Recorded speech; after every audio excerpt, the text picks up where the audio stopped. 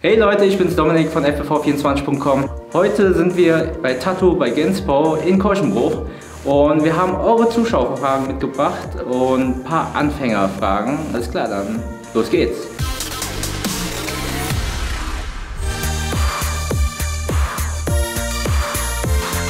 Ich habe noch ein kleines Special für euch vorbereitet. Pro-Tipps an die Anfänger.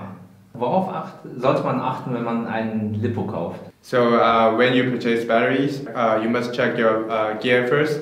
So you need to know how many amps your equipment will pull out at the maximum, and you should choose the right C rate and the right voltage. This information you can check with your ESC and motor setup from your FPV quad equipment, so you can easily calculate how many amps you need to draw at maximum and what voltage of the battery you should choose. Also generell hat die Wahl des Akkus natürlich sehr speziell mit dem Setup zu tun. Ne? Ich muss gucken, wie viel ziehen meine Motoren, wie viel ziehen die Propeller in Kombination mit den Motoren an Maximum oder an Dauerleistung. Danach muss sich natürlich dann die C-Rate auch messen. Klar, Voltzahl braucht man nicht drüber zu reden, dass man keinen 6S an 4S Setup dranhängt. Das heißt also, man muss schon vorher relativ genau gucken, wie viel zieht mein Setup insgesamt, und danach kann ich dann den Akku bestimmen. Dazu gibt es online auch Hilfstabellen, mit denen man ausrechnen kann. Da trägt man seinen Motor ein, seinen Propeller ein und kann dann sehen, bei 100% zieht er, sagen wir mal, 35, 40 Ampere. Und dann kann ich ungefähr abschätzen, welchen LiPo ich dafür brauche, um auch diese Leistungsdaten zu erreichen. Wie lade ich den jetzt richtig? Ja, am besten immer direkt am Balancer dran, damit die Zellen auch schön gebalanced werden, die gleichmäßig da rauskommen. Da sieht man dann zum Beispiel auch, wenn mit einer Zelle irgendwas nicht in Ordnung sein sollte, ne, wenn es einen Zell-Drift gibt, das heißt also ein Unterschied in der Voltzahl und innerhalb der verschiedenen Zellen. Da kann man ganz gut ablesen, tut es das Ding noch länger oder nicht. Man sollte halt nicht zu schnell laden am Anfang, weil das eben auf die Lebenszeit geht. Ganz wichtig ist, den Akku, wenn er frisch aus der Fabrik kommt, der muss gecycelt werden. Viele klatschen das Ding einfach drunter, gehen los, fliegen und wundern sich, wieso auf einmal ein höllischer Zell-Drift da ist oder die Innenwiderstände sehr unterschiedlich sind. Also Minimum kann man sagen 3 bis 4 Mal cyclen, das heißt also einmal vollladen bis zur Ladegrenze, dann wieder auf Storage 50% laden. Ja, dafür gibt es auch spezielle Geräte, oder man kann sein Ladegerät entsprechend einstellen, dass er wieder auf Storage die Lagerspannung gebracht wird, und das Ganze dann 3, 4 Mal und vielleicht die ersten beiden Flüge relativ ruhig fliegen und nicht direkt Vollstoff geben, weil dann der Akku sich mehr oder weniger daran gewöhnt. In short, when you purchase new Akkus, so you need to do some soft cycles to activate the chemical inside, because the battery is on the sea very long time. So you need to do some soft cycle to react chemical inside. So after 3 soft cycle with 0.5 C or 1 C cycle 3 times, then you can react this chemical. Then you can punch it. Wie ist die Lagerspannung und wie lagere ich den Akku jetzt zu Hause? So to store the LiPos, very easy. When you are after flight or you are after practice, so first you need to choose the storage mode from your chargers. Select LiPo for sure, and select the storage mode to storage the battery's voltage from full charge to storage voltage. Normally it's 3.7 to 3.85 volt per cell. Then you can easily storage over 3 months or 6 months period in case you don't use the LiPo. But make sure you need to check the LiPo. We recommend you to check the LiPo each month to make sure the voltage balance is okay for the batteries. Und wie lagere ich jetzt den Akku zu Hause? Also, yes. When you store batteries in your home, don't put it on a flammable material or platform for your battery storage. Better to use a metal bucket or aluminum bucket, or if you have a solid ground space, then you could put your LiPo on the solid ground, which will not catch fire. Also um den LiPo sicher zu lagern, sollte man den erstmal auf Lagerspannung bringen, das ist in der Regel 50%.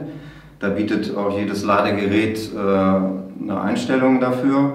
Und dann sollten die natürlich nicht in der Nähe von brennbaren Materialien gelagert werden, also nicht direkt neben dem Autolack in der Garage oder neben dem Haarspray im Bad von der Frau, sondern am besten in geschlossenen Behältnissen. Die dürfen aber dann auch nicht luftdicht verschlossen sein.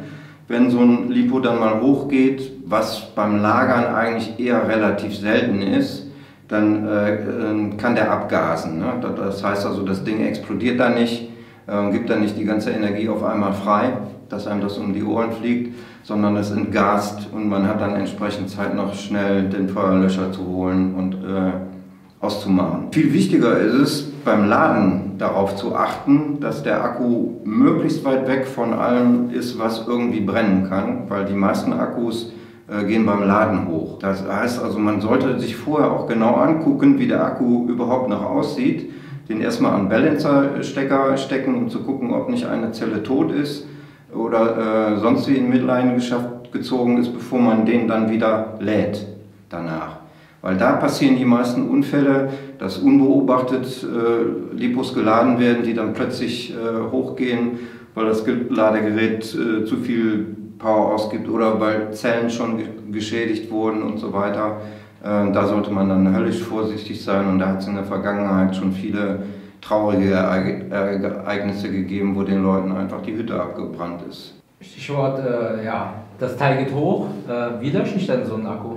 If you find your battery is damaged or is catch fire, best way is use the sand to cover it, so it will extinguish the LiPo fire very fast and efficiently with sand.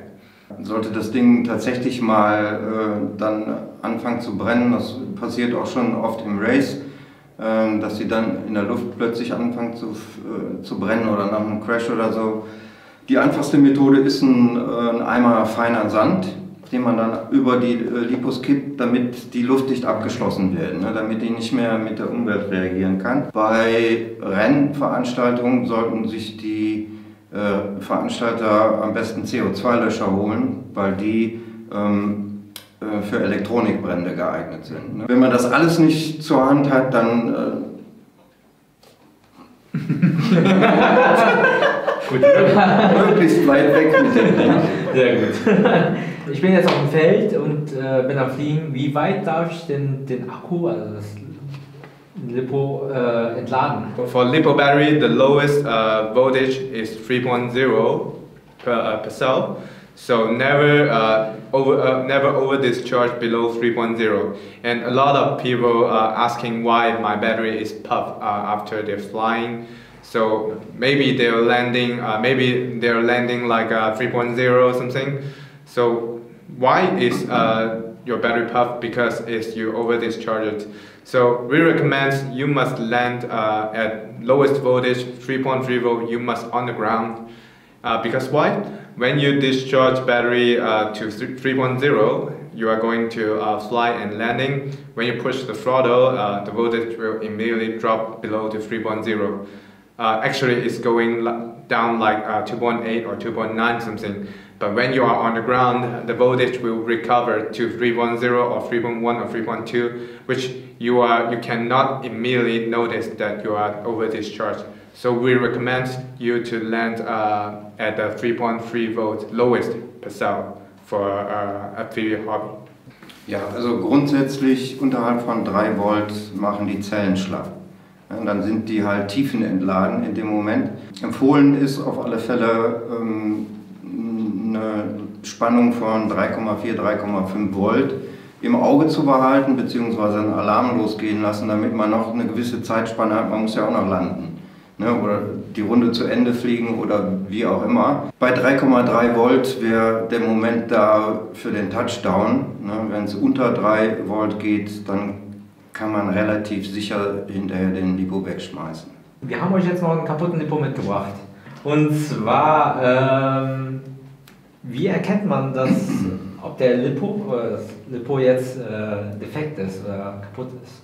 Yeah, so after crash, you find your battery still survive and it didn't catch fire. So you want to judge if the battery is okay to continue to use or not. First, we will examine the appearance. So we will check if the cell is damaged outside. So for example, this battery outside, only the heat shrink is damaged and there's no obvious dent or bend of the cell itself. So I immediately check, okay, the cells is okay. And second thing is to check if there's any electrolyte leakage.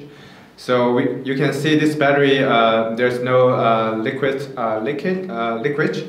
and there's no smell obviously. So I would judge this battery is still could be usable. And you should check the balancer if the all cell voltage is normal. If it's normal, then you can continue to use this battery. It's not so big problem. But when you found the battery after crashing, you found one cell is bending or you have a dent on it. So we recommend you to stop using this battery and send to a proper disposal battery garbage bin or some recycling area. Wie hoch sollte denn die Differenz zwischen den einzelnen Zellen sein beim Checken? Normally, we say the balanced acceptable range would like to be around 30 millivolt maximum when we check it.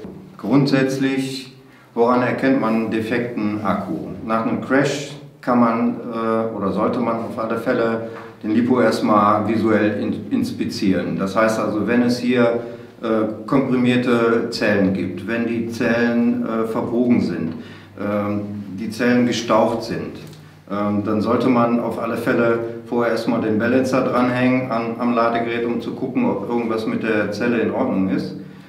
Sollte hier Flüssigkeit austreten oder die Akkus süßlich riechen, dann ist auf alle Fälle angesagt, den zu entsorgen. Dafür könnt ihr ja eure städtischen Entsorgungsdienste benutzen. Für privat sind die ja in der Regel kostenlos. Die nennen sich oft Wertstoffhöfe, aber da könnt ihr die dann kostenlos loswerden und gefährdet die Umwelt nicht. Also bitte nicht in den Hausmüll schmeißen, das ist eine Riesensauerei dann. Er hat auch gerade noch mal gesagt, also wichtig ist dann, wenn die Zelle äußerlich in Ordnung aussieht, vielleicht nur das Plastik abgerissen ist oder so, das kann man wieder einschrumpfen oder mit Tape zukleben, die auf alle Fälle am Balancer halten und wenn die, did you say 40 Millivolt? 30 Millivolt. Genau, die sollten also nicht mehr als 30, 40 Millivolt an Unterschied haben. Der Sommer naht ja jetzt und ich habe die Akkus geladen mit dem Auto. Ja. Auto ist mega heiß. Wie gut ist das für die Lipos? Yeah, nicht gut actually. So don't store your battery in a very hot environment. It's not good for battery storage. If you better to storage your battery in cold and dry areas. Ja, also es sollte nicht in einer zu heißen Umgebung gelagert werden. 40, 50 Grad ist dann natürlich schon eine Menge. Wobei viele Piloten in einer kalten Umgebung dann ihre Akkus auch vorheizen auf ca. 40 Grad, damit die Zellspannung länger halten und nicht so stark gestresst werden. Ne? Wenn die ausgekühlt sind und dann richtig gepanscht werden, dann werden die Lipos ja selber auch ziemlich warm. Und das sollte man dann auch vermeiden. Wie man auch sieht, war unser Kameramann nicht zimperlich und hat auch hier mit den Propellern die Balancer durch.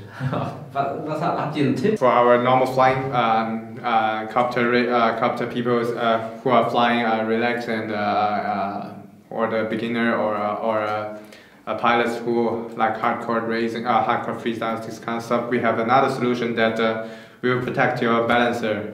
So we have BF series. it's balance free, so you can, when you are flying, you can unplug this, so you don't have to worry to cut your balancer anymore. And this is perfect for daily flying.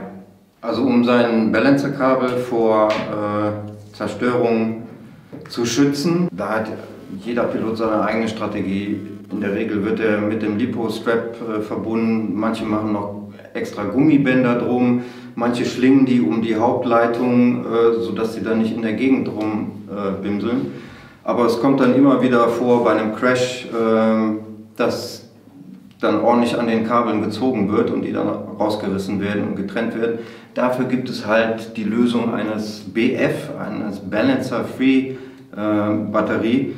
Die kommt immer direkt mit so einem Adapter hier. Das heißt, die kann man direkt auch im Ladegerät stecken lassen und steckt dann einfach dieses Teil dran. Wenn man fliegen will, zieht man es wieder ab und hat kaum Probleme, das Kabel dann abzureißen. Oder man hat keine Probleme mehr, das Kabel abzureißen, weil es nicht mehr da ist. Also dann haben wir noch ein paar Zuschauerfragen für euch. Und die erste ist vom Mike Scharf. Wann kommen denn die neuen V3 1000 mAh 6S LiPos raus? So we found our current products, 1050, 6S 95C. In this segment, our products still the best products. So with best power and weight ratio. Definitely we developed something for this segment already, but at the moment we don't have a plan to release new products because there's no products can compare to this 1050 at the moment. Ja, also es gibt für Tattu wenig Grund, noch irgendwelche Produkte dazwischen zu schieben, weil sie im Moment den Markt dominieren. Und wie wir ja eben schon gesagt haben, wird es auf alle Fälle noch weitere Produkte dieses Jahr geben und die V4-Version, für die wir im Moment Ideen sammeln, dann im nächsten Jahr, ab 2020. Also für die 1000 mAh gibt es jetzt gar keine konkreten Pläne zurzeit. 6S. Dann haben wir noch eine Frage vom Vladi RE oder Re. Wann werden die LiPos günstiger? Ständig. Yeah, so actually from this year on, we already have once price adjust for each range of products. You already found the 75C now is a günstiger price in the market, and we launched a fun flight for the beginners, and even this is already an upgrade cell from 75C. So you got a price performance argument already from our fun flight series. If you would like to buy cheaper batteries, we recommend you still purchasing the 75C series, which is our lowest price production at the moment. Wer also besonders günstige Akkus im Moment haben will, soll einfach zu den 75C greifen. Die sind bewährt, die sind schon etwas länger auf dem Markt. Deren Produktion wird in Zukunft eingestellt werden. Deswegen kommen die jetzt demnächst oder sind schon recht günstig auf dem Markt, gehen dann noch mal ein bisschen runter. Die 45C-Serie wird wohl komplett eingestellt, weil es für Racing und Freestyle überhaupt keinen Sinn mehr macht. Aber 75C wäre auch ein guter Trainingsakku oder ein Einstiegsakku. Der wird dann mit seinen Leistungsdaten auch so am günstigsten sein an Akkus auf dem Markt. Dann eine Frage von Christian Vogelsang. Welche jährlichen Steigerungen bei der Energiedichte werden in den nächsten Jahren erwartet? I would say if there's a new material in the market for mass production, for example, some latest material which are providing high energy density, also with a punch in the meantime. But at the moment, we didn't find such material which can be mass production at the moment. If in the future we found this material, and definitely we will test in our test lab in headquarters. If it is suitable for mass production and the cost is acceptable, I think in the future we will have more and more better quality, also better performance product coming in the future. Die Steigerung der Leistungsdichte hängt natürlich von den verwendeten Materialien ab, also der Chemie. Wenn neue Materialien auf den Markt kommen, dann wird die Leistungsdichte natürlich noch deutlich höher werden. Im Moment haben wir eine Steigerung von 10 bis 20% pro Serie an Leistungssteigerung, und dazu bräuchte man jetzt eine Glaskugel, um zu orakeln, was demnächst an neuen Materialien auf dem Markt ist und für die Massenproduktion dann auch entsprechend verwendbar ist. Ne? Es gibt gutes Zeug, aber das ist einfach zu teuer für den Hobby- und Racing-Markt. Da müssen sich die Preise natürlich auch noch ein bisschen setzen, damit dann eine Massenproduktion damit lohnt. Ja, eine weitere Frage von Christian wäre halt, werden wir im FPV-Bereich auch trockene Elektroden sehen? I think this is same questions about raw materials. Yeah. Just in the future, if this kind of raw material is suitable for mass production and the cost is acceptable for our hobby market, we would like to develop such kind of product in the future. If the costs allow, if mass production is okay for this hobby market. Ja, ist also ein ähnliches Thema wie die Leistungsdichte. Das heißt also, wenn die entsprechenden Materialien vorhanden sind und für Massenproduktion verfügbar sind, auch zu entsprechend günstigen Preisen, dann werden solche Entwicklungen natürlich angegangen. Aber wie gesagt, Glaskugel. Dann haben wir noch eine Frage vom Carsten Block. Ach nee. Warum sind bessere Akkus auch für Anfänger geeignet, beziehungsweise besser als die billigen Ramsch-Akkus? When you purchase higher price batteries, it also contains better quality and a better service out of the box. So of course, when for example, when you purchase a BMW or a Mercedes, you also get a better warranty or even higher quality driving experience. So same as the Akkus. So when you purchase a high price battery, you expect a high performance and very good warranty and service out of the box. So compared to the cheap batteries, yes, you can spend 3 or 4 times more to purchase same battery, but you always trouble in the chance to meet the bad batteries out of the box, and it's hard to find service from them. So this is one of the advantages when you purchase a good battery and save your time and you enjoy the flying, or you purchase more time and have chance to meet the failure batteries. Also, there's very important thing is that when you purchase battery, it will increase your accident rate. So, example, battery catch on fire or a battery failure in the air. So you got your planes or copter crash. So you purchase more material at the end. Ja, von höherpreisigen Akkus darf man natürlich erwarten, dass die auch eine bessere Qualität bieten, die von der Mischung schon mal deutlich besser sind, eine höhere Leistungsdichte bringen, aber auch der Service damit verknüpft ist. Dann haben wir noch unseren Dennis Hochmann. Wann gibt es wieder V3 LiPos? So for V3 LiPos, we will have a big batch coming in end of June. At the moment, all the V3s are booked out and you can purchase in FPV24 or in other dealers in Germany, also covering European-wide areas.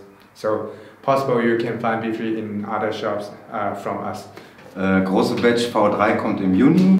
Wer Glück hat, kann in deutschen oder europäischen Shops, die vor kurzem erst bedient wurden, noch V3 abgreifen. Muss sich aber ein bisschen dran halten, weil die auch limitierte Auflagen hatten, und ich habe von anderen schon gehört, die waren 2-3 Stunden im Shop und dann direkt ausverkauft. Dann haben wir eine Frage von Max Kruse. Lohnt es sich in der nächsten Zeit in die V3-Reihe zu investieren oder stehen in naher Zukunft andere Aushängeschilder? Also gibt es in naher Zukunft andere LiPos? Gibt es vielleicht eine V4-Version? Yeah, so this year I'm very confident and very sure to tell you that you can already invest to these V3 batteries. It's we developed with our testing pilots, and we do a lot of testing, and the performance and punch already proved by our certain pilots in recent races, no matter DCL or DCS Germany. It already took a very good presentation for this battery. So I would recommend if you are a racing pilot, you can select our R-Line V3 for your better racing experience. Also 2020 wird die V4-Version kommen, da sollte aber keiner drauf warten. Es werden Ideen gesammelt, Material getestet und so, also 2020 werden die auf alle Fälle kommen. Und wer in dieser Saison nach vorne mitfliegen will, der sollte zu den V3 greifen. Dann haben wir noch eine Frage von unserem Adam Züchni. Sind bei Genspow irgendwelche großen Sprünge in puncto Energiedichte und Entladeraten am Horizont oder können wir uns wie in den letzten Jahren nur auf inkrementelle Verbesserungen einstellen?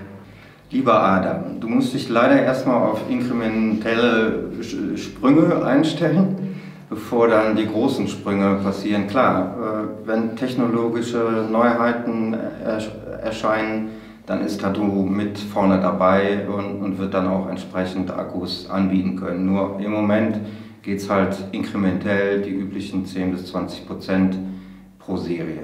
Dann haben wir noch eine Frage von Konstantin Draschek. Ja. Was macht den Unterschied zwischen Zellen mit hoher Discharge-Rate und niedriger etc.? Higher series cell have a lower internal resistance and it could bear higher current load. So for example, 20C battery normally can load more current than the 10C cell. So normally when you choose that's why people use higher series battery for racing, because it need higher amps and it need higher burst rate, burst current in a short time, which low series cell cannot do. This is different. For entry-level people, they don't need super high punch or some intensive flying. So choose a low series cell would be enough for your daily flight. Also kurz gesagt, Zellen mit einer höheren C-Rate liefern natürlich dann auch bei Punch-Outs bis zum Ende mehr Power, während die mit geringerer C-Rate natürlich deutlich schneller am Ende sind. Es kommt dann auch wieder auf die Motoren und das Setup an, wie viel Ampere die da raussaugen, und je mehr Ampere gezogen wird, umso höher sollte die C-Rate sein, die der LiPo dann abliefern kann. Dann haben wir noch eine weitere Frage von Konstantin. Ach ja, Feststoffakkus sollen ja im Kommen sein. Was kann Tattu uns darüber berichten? So solid batteries at the moment, I think it doesn't fit for hobby usage at the moment. So in the future, if the solid batteries are capable for hobby usage, for production, we will also consider about it. Im Moment eignen sich Feststoffbatterien technisch einfach nicht für den Hobbymarkt. Deswegen wird die Entwicklung da auch erstmal so weitergehen. Wenn es natürlich dann entsprechend neue Entwicklungen gibt, wo sich dann lohnt, auch Feststoff einzusetzen, ist Genspow natürlich dabei. Sehr gut. Dann ist heute Morgen noch eine Frage reingekommen vom Angelo. Der Angelo hat gefragt, was passiert, wenn man einen Akku mit 5C lädt. So the question is, when you charge with the battery with 5C, what will happen? It will actually, it will not happen anything from our experience. Actually, it will not see immediately there's the change. But we could tell you when you do the fast charge, inside the chemical reaction is not able to charge that fast.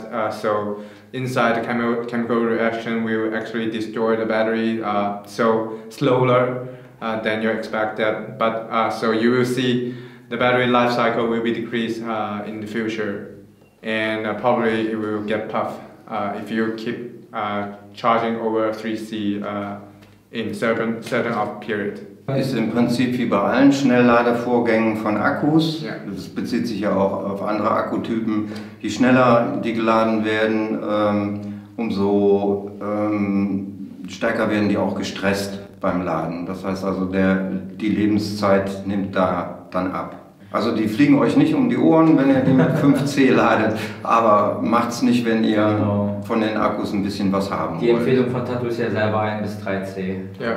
Or easy, in short, when you overcharge the battery, it will certainly destroy the battery and will shorten the life cycle. So, dann waren wir jetzt einmal bei Tattu hier in Korschenbroich, und wenn euch das Video gefallen hat, dann gebt uns doch ein Like. Wollt ihr mehr solcher Videos sehen, dann gebt uns doch ein Abo. Alles klar, haut rein. Get Tattu!